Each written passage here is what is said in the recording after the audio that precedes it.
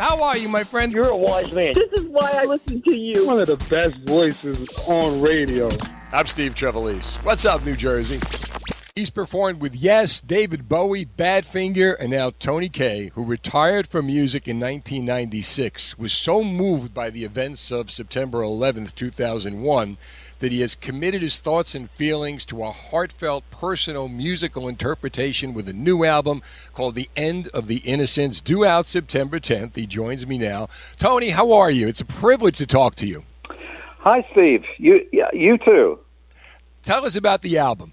Well, of course, it is a very specific event that we had, and actually, as you said, I sort of retired, and it actually brought me out of retirement the day after it happened, and I unpacked my keyboards and settled in the garage, and I didn't really have that much recording equipment, but started playing, and it all started happening.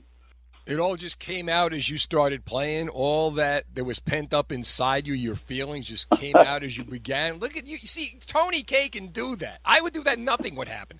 That is amazing. Why did it take so long? Well, there was a lot of other things going on at the time, and I was working on. I started working with Billy Sherwood, who is now bass player with Yes, and we put together a band called Circa, and I moved, and one thing and another, and gradually time went by, and it was sort of. I had no real intentions of actually bringing it out as a record. It recently just occurred because I started playing with the band again, as you may have known, for the 50th anniversary, which was a couple of years ago, and really got back involved with the band and the management, and they persuaded me to think about bringing it out as and of course, COVID happened, and suddenly I had plenty of time. Yeah. To finish it. Plenty of time. Plenty of time, yes. Back in the early days, you actually played against the Beatles in Hamburg. What was that like? What were those days like? Oh, well, you bring up a very distant historical thing, but really it was the beginning of what a lot of bands and musicians did back then. And we all went to Germany to actually play to the. Of course, Germany was occupied post-war, and there were a lot of American servicemen over there. And of course, we were all playing and copying American blues music, blues singers, and as were the Beatles, of course, at that time. And so we were all over there. I just happened to be in Hamburg with the Beatles, or the Silver Beatles, as they were called back then, playing opposite to where we were playing. Interesting. Now, how was it you got involved with Yes?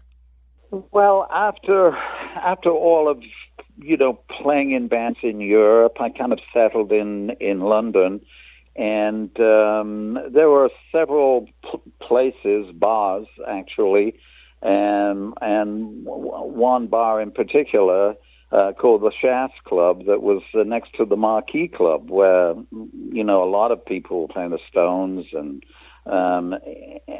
sort of, I guess it was a place where progressive music really was starting too, and we all met in the bar next to the Marquee Club, and there was John and Chris, Peter, the original guitar player, myself, and over a few beers we decided to form Yes. And in Philadelphia, Yes is huge, as you know. Progressive rock is huge. Do you have any Philadelphia memories you can share? Yes, I do. 1985, 90125 tour, the Spectrum, and we came on stage, and the audience wouldn't let us play. What? They were so happy to see us, and 15, 20 minutes later, we were still standing there, actually waiting to play. Standing ovation by obviously a fantastic Philadelphia crowd, but we started playing, and suddenly this thing smashed on. It turned out to be a beer bottle, smashed on my keyboards immediately, and I thought, it's got to be a Rick Wakeman fan, so I think I'll just carry on playing. Philadelphia loved Yes. I remember. Now, you weren't there at the time. I was at the JFK show in 1976. Now, you leave in 71. You come back in 82. And, then Yes drastically changes the music. What was it like for you? How did you feel coming back playing the newer music that Yes was putting out at the time? Well, I've had people ask that question, because it was a change in the direction of the band, and of course the '70s band was so loved, and 3 or 4 albums so loved by Yes fans that coming back in a completely different sort of musical period, with a new band, a new guitar player who had really influenced what the band was doing, and it was a change, but it was recorded and written and recorded at a time in London where there was a big musical change, and we were in the middle of it. Yeah, absolutely. You leave in 1971. What made you leave Yes? Well, kind of a complicated. That's why I'm here. Kind of a complicated question and answer. I guess we just fell apart. We did a couple of tours in America, and it just became apparent that we were going in a different direction. And I got back to London, and I started a band, actually, called Badger. And, of course, I ended up playing with Yes, supporting Yes and recording the album One Life Badger. At that time, with the original bass player with John's band, the Warriors, and very talented singer-songwriter, bass player. And we formed Badger, and I was actually happier in that band, and happy I wasn't in Yes. So it worked out really well. But then you come back. Now, what made you come back to Yes in 82?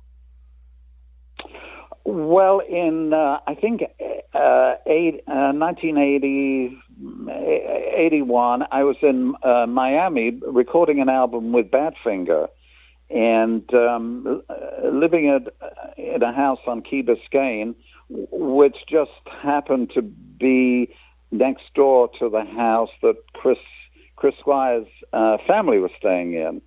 And when Yes came to town, we were there. I was there, and bumped into Chris. Of course, we started talking, and it all transpired from there.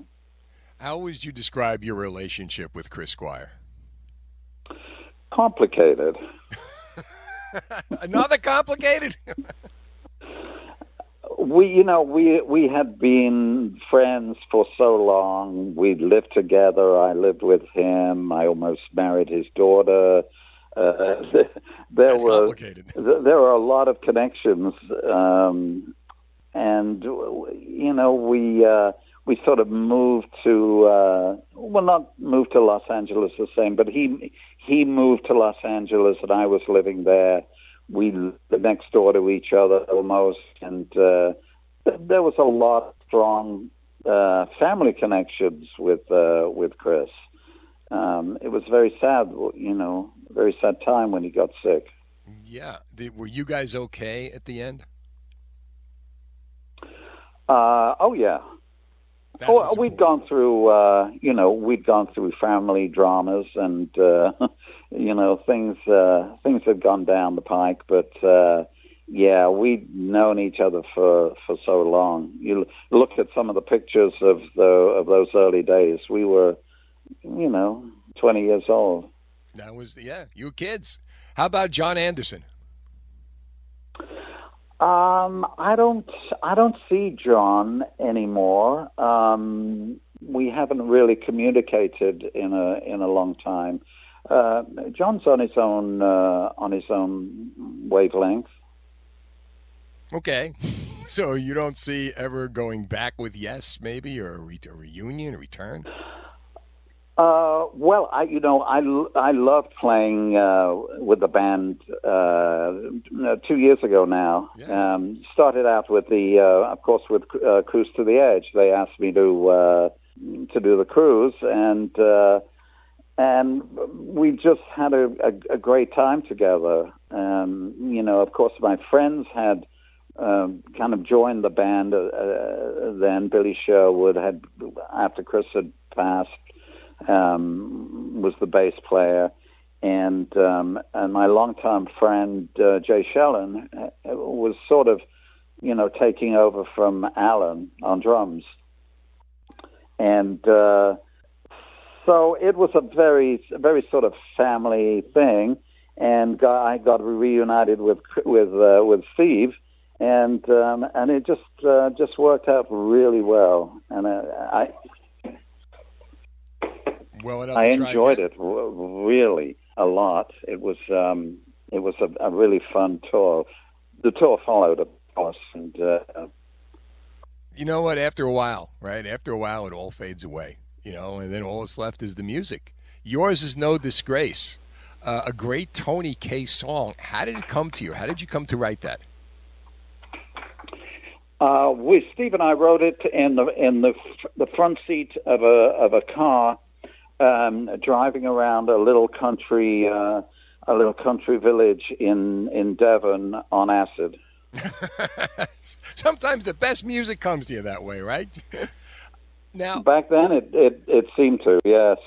right now, we're talking with Tony Kaye. The new album, which is going to be released on September the 10th, End of Innocence. End of Innocence. End of Innocence, which is written about the events of September 11th.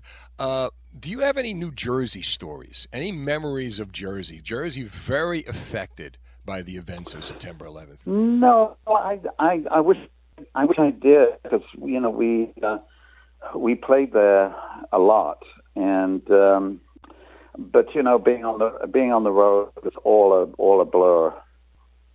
Now that the smoke has cleared, are you find yourself able to write better or able to produce better? It's funny, like in music, you get better as you get older, but the public still wants what you did as a kid. Does that frustrate you? No, not at all. I just do my thing. I love to play. I play for myself, really. Mm-hmm. And I have my studio, my keyboards, and what will transpire in the future, I have no idea. It's certainly going to be different to End of Innocence, because it is such about a specific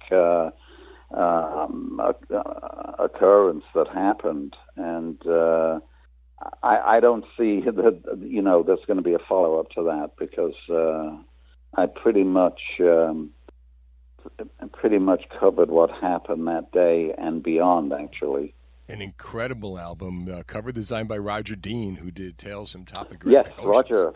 Yes, I met Roger after many years back on the Yes cruise, and he thankfully said yes to doing the cover. What's the message you want to send with End of Innocence? Well, there's no real message in the album. It is